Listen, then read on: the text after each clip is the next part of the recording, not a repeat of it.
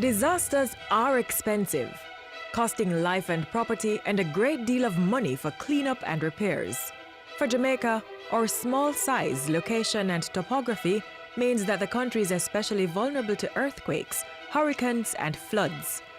While it's difficult to prevent these devastating events, there are things that can be done to reduce the damage.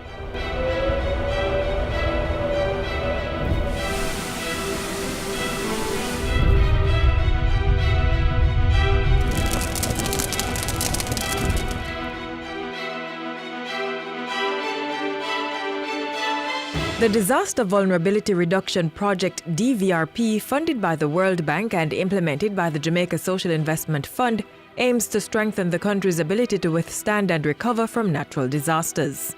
It's a project that's going to be focused on physical infrastructure investments, equipping and institutional strengthening of the relevant government agencies that are normally tasked to do this work. I'm talking about ODPEM, I'm talking about the Ministry of Local Government, through the Fire Brigade, through NEPA, through the National Works Agency, the Earthquake Unit at the University of the West Indies.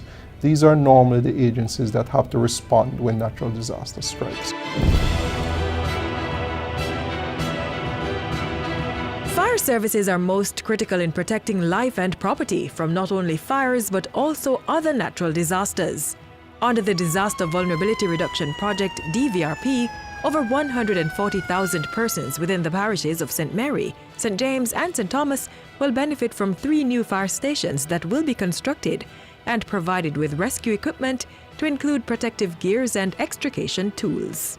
Well, I'll feel a little more secure going away, know that I have fire service right next to me and they would be better able to respond to the event of a fire. This new fire station means a lot to us in that it will give us peace of mind, knowing that we are in a more secure building so that we can serve our community members better.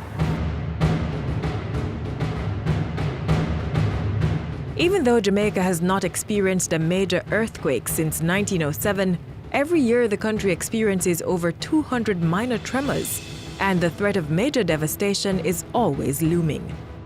When it comes to preparing for an earthquake, data collection is important as this helps in understanding the risk associated with this event and will inform policy towards strengthening the country's resilience.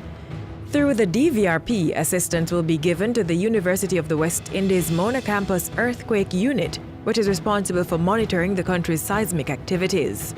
All their seismic stations will be upgraded. There's a number of different pieces of equipment we can receive. The first one is a series of seismometers, and these are digital seismometers.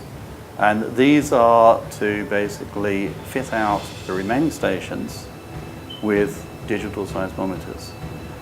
So we're going to end up with those 10 stations completely upgraded, and then add an additional station to it, so an 11th station there. So we're moving from we've got analog to digital. Additionally, we have a series of accelerometers. And the accelerometers do a different thing. The seismometers are there to record the earthquakes and they don't get triggered early on. The accelerometers are really there to tell us how the buildings shake. What is the severity of the shaking that goes on? And the importance of that is that a building will survive up to a certain amount of shaking and then it will collapse and then it will kill people. We obviously want to understand across Jamaica how the acceleration changes, how when you get an earthquake, the building shaking changes across the island. In an effort to address Jamaica's limited human capacity in the field of seismology, the project will fund a junior research fellow who will read for a PhD degree in seismology over a 3-year period and upon completion will be employed as a seismologist in the unit.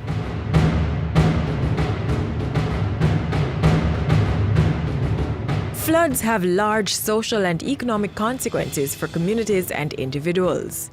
When there's a heavy downpour, which is not unusual for the island, the lives of residents in many communities are disrupted. The project will see major infrastructure work done in Old Harbour and along Port Royal Street to limit the effects of rising and rough waters. The improvement works in Old Harbour will include the expansion and the improvement of the urban drainage and also bridges. Myton Gully, Church Pen, those areas in Old Harbour. and Big Pond. Big Pond, whenever time it comes, I mean, no car can pass, flood out my house, wash our clothes, anything, you understand? So we'll be grateful for JSIF and everybody to come on, for coming on board to fix it. When the pan come over, it's hamper even to school children them. It is so dangerous that it take life already. When JSIF and NWA are coming, come do this for me. Oh my God, just like that. We'll be so glad and happy. Along Port Royal Street in Kingston, 2 kilometers of coastal revetments will be constructed and retrofitted. This will benefit the patrons and owners of the various business establishments located around this area, as well as users of the Norman Manley International Airport. And there's more. There is also a very important, critical element of the DVRP, which is funding to support training on the building code. Jamaica is moving towards enacting a new code, and so it will be important that persons involved in the construction industry, the players in government, or professionals, engineers, architects, etc., are fully exposed and trained on this new building code, and the project will support that. The total cost for the overall project is $42 million and is expected to be completed by 2022. The best time to prepare for a natural disaster is before it happens. Collecting information on disaster and risk reduction, constructing disaster-resilient buildings and structures will go a far way in limiting the cost of these natural hazards within Jamaica.